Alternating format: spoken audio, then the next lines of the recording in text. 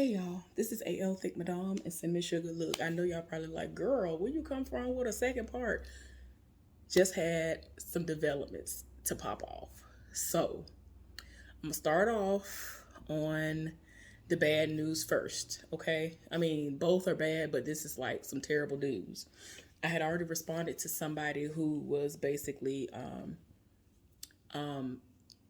giving prayers and well wishes for my friends and family members who have been losing loved ones and that are battling certain issues, like my cousin who had brain surgery and my friend who lost his mother the other day, right? Tell me why I got off work. Got off work, was glad to get off. I already went into what all happened before I left work, okay? First of all, before I even get into that, don't come for me. This is a dress, but I feel like unless I put a nice belt with it, or and some accessories and like the shoe game gonna have to be what it need to be. The glasses, like I just threw these on because these were the closest black pair that I had, and yeah, because I don't know what I'm gonna be able to pair with these just yet. It's giving very much Hogwarts. It's giving very much Hogwarts. And I know y'all probably like, girl, and I look like Mr. Magoo or somebody, child. It ain't gonna work just yet. But I'm gonna figure something out. When I tell you I have glasses that I was like, I don't know what I'm gonna wear with this. And when I put it with a certain outfit or whatever, it ended up working out. And I'm like, dang, I didn't even think that was gonna work. I don't know what I'll be able to do with that situation. I'd have had them for I don't know how long. I don't know what to put it with. But anyway, these are the first pair I got that I could grab that was closest to me that were black. Okay, y'all, so I got off work after that debacle happened at work. So I'm already trying to debate on whether or not I'm gonna go pick up this chair that, I have it. Y'all, that bag heavy. It's a bag. It's like a duffel. It's literally a duffel bag that houses the chair. Now, I've always had a little bag type situation, but nothing on this level before. But yeah, it took up my whole back seat. And I have a sedan, but it's still considered to be kind of small. So it's because I'm just saying, it's still big. It took up the whole back seat. Like, I don't know if I'm able to put it in my trunk unless I put it a certain way. I don't know. It's huge. Anyway, so I have that. So I had been debating on if I was gonna go get the chair today and then wait and go to Cato to get my clothes because I ordered clothes. Speaking of, I done did everything. I done got in the house. Y'all don't understand. I be going through when I get in the house sometimes. I done went in the stove, got the stuff. I usually am super eager to open everything. I ain't opened nothing up. But anyway, y'all, I had debated on whether or not I was gonna stick around since it's so close by and get my stuff from Cato because I do ship to store to save me money on shipping expenses, especially if I don't meet the threshold. So that's what I was trying to do. I ended up doing two separate purchases because I didn't know that some more things was popping off. So I ended up getting one thing and then I ended up getting a whole slew of other things. Anyway, I thought about it. I was like, I'm gonna go kill some time. I'm gonna go and see what they doing in this other little store that's open, whatever. So I was gathering myself. I was gathering myself. Had just put my ear thing in my ear, put my little earbud in my ear. All of that was about to get out the car. I'd be doggone right when I was about to get out the car. My phone started ringing. Guess who it was? The now divorced man. Okay, so I was like, y'all know the last time he communicated with me was when he texted me asking me if he could come live with me because his ex-wife decided to move back in the house, basically. Like, why she got a key? I understand they have a child together, but this heifer just moved right back into the house. I ain't got time for it. So I was just like, nah. And then like I told y'all before, he has my number, he has my social media. Like he has various ways to get in contact with me and he knows where I live. So and you know where I work. You know what department I'm in. The schedule clearly tells you where I am from day to day. So if you wanted to, you could roll up. There's so many. Like he is the one person out of all the people who be wanting to set it off for me, who knows my every move pretty much. So it's like you have no excuse. Anyway, he calling me. So I'm looking like, Okay, I haven't heard from you since you asked me if you could come and live with me, cause your wife at your house. So I answered the phone. We get the pleasantries out the way, and so I was like, "Hey, yeah, so what's going on with you?" So he was like, "Well, my mama passed away." I was like, "What?" He was like, "Yeah, man, my mama passed away." I was like, "Oh my gosh!" Like for real, that when I tell y'all that threw me for a loop, I can't believe it. Like I'm not under. I'm like, this man cannot be lying by his mama. Like this is what you're not finna do. Not to try to get in my good graces. Please tell me this man is not lying by his mama. Because from the way he's described her in the past, because he talks about his mama and his family, like he talks about personal stuff like that with me all the time when we were talking on the regular or whatever, right? So I'm like, what even happened? So he told me that she had been on dialysis and for some reason it ain't been working as of late, and he was at work. What day did he say? He was at work the other night, a couple of nights ago, and they called him at work. He had to drive an hour and a half to get to where she was, and she's declared brain dead as of Saturday. So they are basically saying she died on Saturday. They're going to pull the plug between today and Thursday. So he said, I'm off for the next 2 days. And, after he'd already said that, he said he was off for the next 2 days. So I was like, oh, so you took off because that's when the time frame that they're going to pull the plug. He was like, yeah, that's why. So I made sure to tell him, of course, I'm sorry for your loss. And, I'm very sorry for his loss, like for real. Despite how I feel about how he moves with me, I'm not trying to be mean towards him or try to be hard, like, man, forget all that. Look how you treated me. You do me dirty. You don't do this. You don't do that. I'm not trying to do that. You know what I'm saying? That's not what I'm trying to do. I'm not about to, kick him while he down. So, I'm kind of trying to get him to talk and kind of gauge to see where his mind is at, because that's his mama. She pushed him out. And I already told y'all how I broke down a year ago when my mama called and told me the laundry list of things that's going on with her that has me like, man, like I could not go to sleep, and I still had to go to work. Like I was off for my normal 2 days. And that Thursday, my mama was like, I'm going to call you around whatever time she said she was going to call me. I said, okay. And ended up just unloading everybody else's stuff that they had going on. I'm already in my feelings about them. Then she was like, all right, now moving on to me. And proceeded to reach for a notebook, like in real life. And started listing off everything that's going on with her. And I'm like, what? My voice getting higher every time she says something else. Like, what is going on? I have been continuously saying for I don't know how long there's a war on mamas, and I don't know what is going on and why that is the case. Everybody's mama is passing away, or everybody's mama is going all the way through. And I'm just like, I feel like it's not just because of old age or whatever, because my parents, to me, I guess because I feel like because my daddy's mama passed away when she was closer to 100, that in my mind, it just, you're not old until you get into your 90s. Because she really was still out here, like, moving and shaking. She was getting up, going in front of the church, going outside, going and tending to her garden, going and tending to chickens and all kinds of other stuff before my aunt ended up moving her into her home. But she was still kind of trying to be active. She was still trying to be active. So I was just like, oh my gosh, like I can't. So he's basically taking it like, well, I mean, it is what it is. It's a part of life.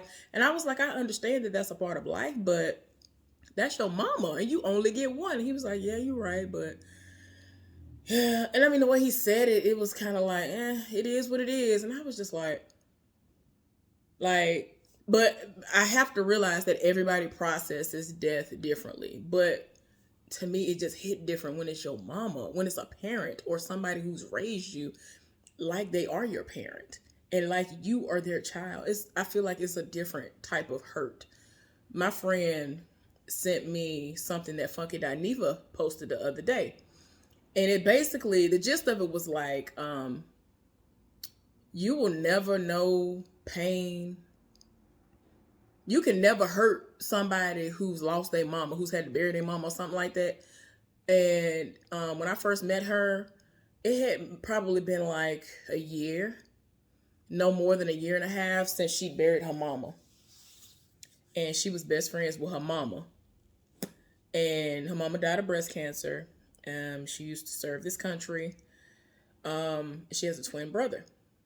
And I can't never tell y'all what his nickname for me is, but it's everything. That's all I'm gonna say. But it's just crazy how people live for her, and the way that everybody ever brings her up is always in such an amazing way. And my friend, every year on my grandmama's birthday, which just so happens to be her mama and her mama's twins birthday, of course, um which is what, February 5th. I already know she's gonna be in her feelings. I know she's gonna feel some type of way when Mother's Day come. I know she's gonna feel some type of way when the holidays come around, like Christmas and Thanksgiving. I know she's gonna feel some type of way. But if nothing else, February 5th and whatever day Mother's Day falls on, I know that I need to check on her. If I don't do nothing else, even if I don't say hey, bye, or nothing for the rest of the year, when I talk to her, I make a point to reach out to her when it's her mom's birthday and on Mother's Day. Um, I can't recall at the moment what day her mom passed on, but it was like not long after she graduated high school. And it's like her mama literally held on until she graduated so that she can see her walk across that stage. And she was sick as a dog that day. Like, when she told me that story, I was on the brink of tears. I just can't. And that's why the fact that her daddy is not present in her life and he's trash, I don't understand. And he lied to her face and was like, I know I ain't been there for you all this time, but I'm gonna be there for you now that your mama gone. You ain't gotta worry about that. But he'll set it off for everybody's child but his own. That's what I don't be understanding. But anyway, but yeah, back to everything. I'm bringing her up because she inadvertently is still connected into his story because she is dating one of his cousins. So yeah, I'm just saying, like, they are really big on family. The ones who ain't trash, because it's, you got trash members in all your families. Everybody's family got them trash members where it's like you don't want nothing to do with them. Like, you know what type of time they on, you don't want no parts of it because you know they on some foolishness. But all the ones that I'm affiliated with, they cool. You know what I'm saying? Used to work with her and him because they, we all met at the same job. So, and then the other person I know from another job. But the two of them are the only ones who have the same last name. That's how I knew the connection before he eventually found out what the connection was, because I told him.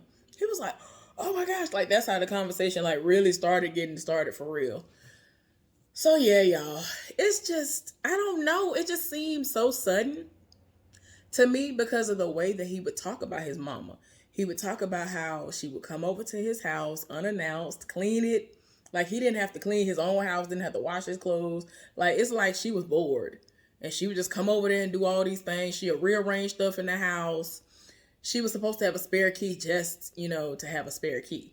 Not to just roll up at any time, which is what she was doing. He was like, man, that's annoying to me, but I love my mama, whatever, whatever. And this is what he would say within conversations with me when he was talking about her. And, it's kind of sad because he told me he wanted me to meet her someday. He was like, oh, you gonna meet my mama, blah, blah, blah. This was quite a few months ago now. So I'm like, oh, wow. So apparently she wanted to be cremated. So he said that he's not gonna fight his brother on that. Like, if that's what she wanted, that's cool. He ain't gonna fight him on it. He said as of right now, the only thing he knows is that they are going to unplug the machines within the next couple of days. I asked him, like, are they going to have a service, or are they just going to, go to the place, pay for the cremation that happened, and go spread the ashes, some of them, or what are y'all gonna do? Are y'all just gonna sit and reminisce on the memories of y'all mama? Like, what are y'all gonna do? He said that right now he doesn't know. So I was like, well, keep me updated. Oh, excuse me. I told him to keep me updated on that. And yeah. So it's a really sad news. I don't know what is going, like, it's so crazy to me. And everybody's mama and all that that's been passing away ain't been because of none of the stuff that's going on with the monkeypox, COVID, none of that stuff. I'm just saying, it's crazy. It is so crazy out here. And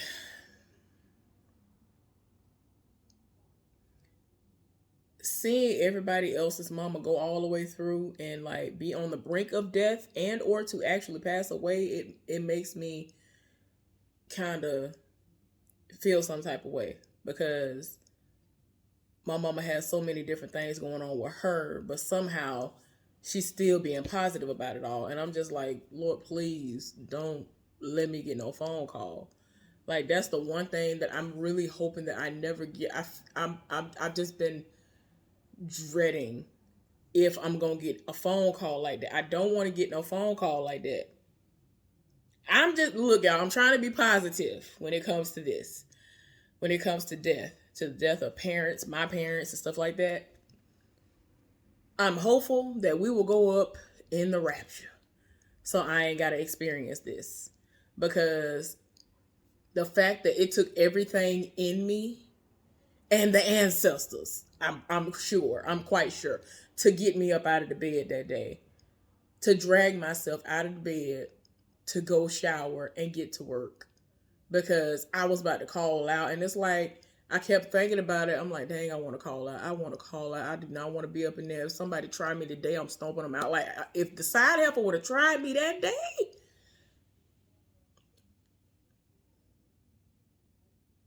if she would have tried me that day, I'm pretty sure I would have blacked out. And whatever would have happened would have happened. She probably would have got stomped out in some more.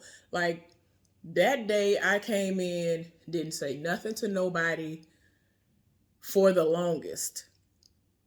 And then he, the now divorced man, he and I just so happen to be, the Lord be knowing. I'm telling y'all, the Lord be knowing. Like, I know y'all be looking at me like, girl, you stay saying the Lord be knowing. He really do. He really be knowing. The Lord be knowing, because he knew who I needed to be paired with that night. And he got me through the night. And he broke the ice because I hadn't said, hey, bye, nothing. Like, I ain't say nothing to nobody. I ain't made eye contact. I was so sad. And kept fighting back tears all night. I was so, you don't understand how depressed and sad I was. I'm just laying in the bed before I even got to work crying about it. And I'm just like, man, don't nobody have time for this. So I'm trying to process it all at work. And he came up to me. I forgot what he said. That man had me. I really slid down into the floor. I was about to be all the way in the floor. I was almost about to be in the floor. He had me laughing that hard. And I told him, I said, you do not understand. You do not understand how much I needed that laugh. You do not understand. And I tell him all the time that he still don't understand how bad I needed that laugh that day. Because it was just too much. The information about my uncle, it was just so many different things outside of my mama that led up to everything going on with her. It was like, yeah, let me say the best for last. Like, Mom, golly.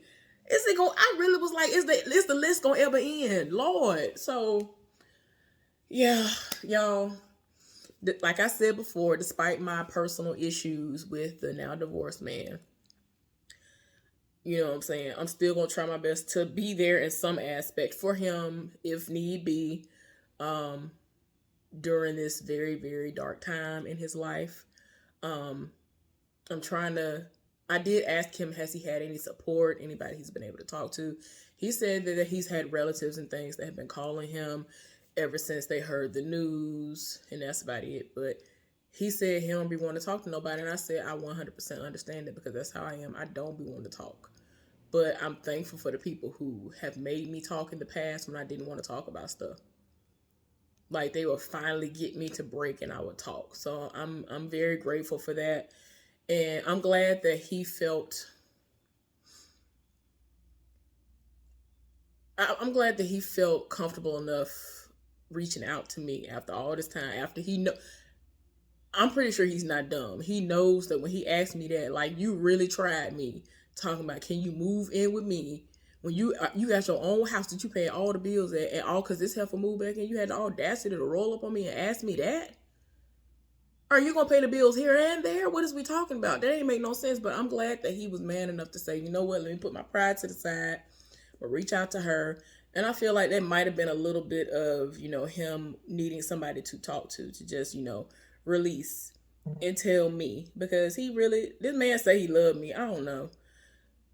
For somebody that you care about, for them to know how you're feeling and for you to get that attention that you need, and you know what I'm saying, because usually I try to be like, oh, uh gentle care. um y'all know, I'm trying to think I forgot what is it. It's a saying. I can't even think of, but anyway, handle with care or something like that. So I try to be like that with a lot of people, especially if I know they're going through some things. So yeah, even y'all saw how I was. I told y'all, like, I can't stand that boy, the young dude. He get on my nerves, and he really has gotten on my nerves since I first met him. But when all that stuff happened with his grandmama, it's like I was able to get a different side of him, and it comes out from time to time. So it's like it was good that I was able to get him to open up to me and to trust me with all the information he had been giving me and all that, y'all. So anyway, now that I've gotten that out of the way, here's some juicy information. Now, I don't remember if I ever said this before because I had a hunch, and this is about the noise that's been happening upstairs. So I told y'all, I think one day I was sitting in my car doing a video. I told y'all I saw some random heifer getting out of a vehicle that was pregnant. And I'm like, this car is here almost every day. Why? And I saw it in the back of this place, but I'm like, that's where it's been. But now they come out of nowhere and they will park on the street with myself and my elderly neighbor that lives downstairs. So I'm like, what is this even about? I'm confused. So the landlord finally came to get my rent.